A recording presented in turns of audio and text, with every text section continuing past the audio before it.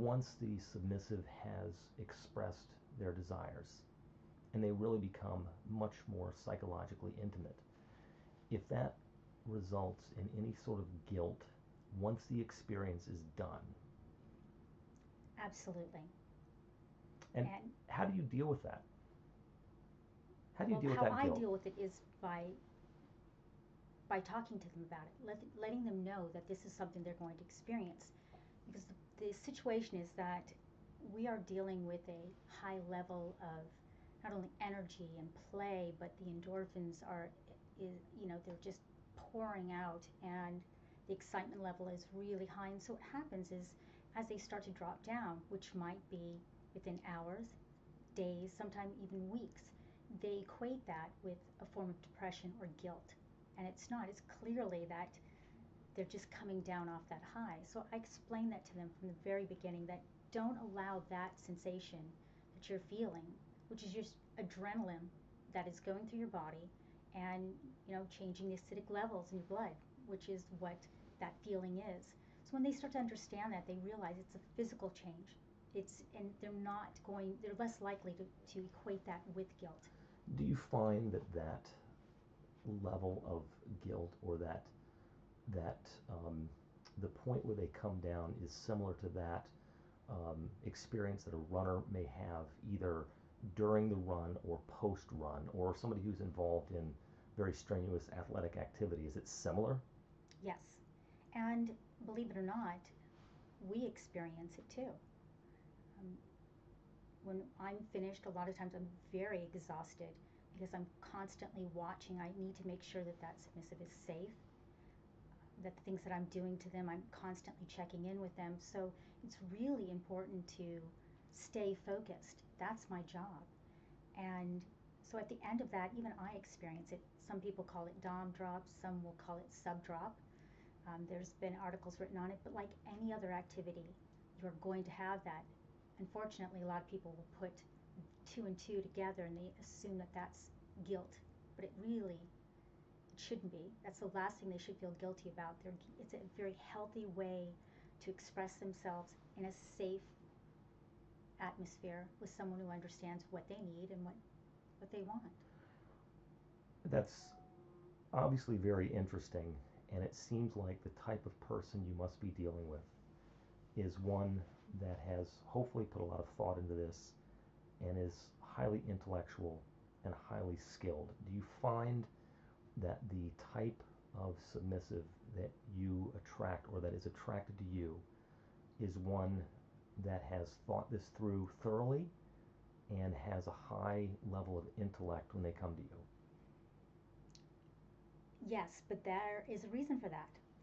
I am contacted by every type of submissive imaginable. And through that process of kind of weeding out the ones that I do not want to work with, um, it ends up being that the type of submissive I will work with is highly intellectual. And even if it's something that's new to them, they've done, at least some type of reading on this subject. And so we can really go from there. I'm curious, you have mentioned several times here the term sub drop, dom drop, articles that you've read. Um, I think a lot of people have this impression, falsely so, that a dominatrix is merely a stripper with a whip, that she just picks it up, and if she can beat somebody over the back or over the behind, that qualifies her as a dominatrix. You seem like you have put more thought into this and more study. Is this something that you study on a frequent basis? And if so, what are some of the sources that you use to become more proficient at what you do? Well, it's easier now because there is the internet and you can get a lot of information there. You can also get information from submissives that have perhaps seen other DOMs. A lot of other DOMs do not like when a submissive will speak to them about somebody they've seen before. I, on the other hand, I welcome it because there's always something to learn. It brings insight to the kind of person I'm dealing with, also, depending on who they might have dealt with in the past and what experiences they've had.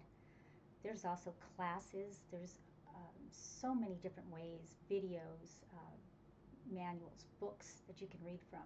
But you have to take it seriously if you want to stay in this for a longer period of time. Because if you are going to be just a stripper with a whip, or some of the individuals that really don't like males, and so they use this for a different form of entertainment for themselves. But if you really want to be around for a while, you have to understand the needs of another person, because you might get them through the door one or two times, but eventually they're going to feel empty if there's not something that you can bring to them, That's bring to very the table. that's very interesting, and I find it intriguing that you spend more time dealing with the psychological aspect of this world and this realm than you do the physical aspect. How important, when you rate the importance of the physical versus the psychological side of this, um, where would you place the psychological aspect of what you do? How important is it? For me, it's very high, because I am dealing with individuals that usually are highly educated, well informed, and they need that stimuli. So getting to the core for them is really manipulating. I wouldn't say manipulating in a bad way, but getting into their mind, their psyche, which I enjoy even more so than the physical aspect. I really enjoy the mind play and being able to twist things around in a good way, make them enjoy it. And so I would say probably about 90% of it. And the rest is just a little pinch, a little tickle, a little something extra. But I don't want to give all that So away. that is very interesting. Um, I'm I'm curious to know, since the psychological aspect of this is so important to you, and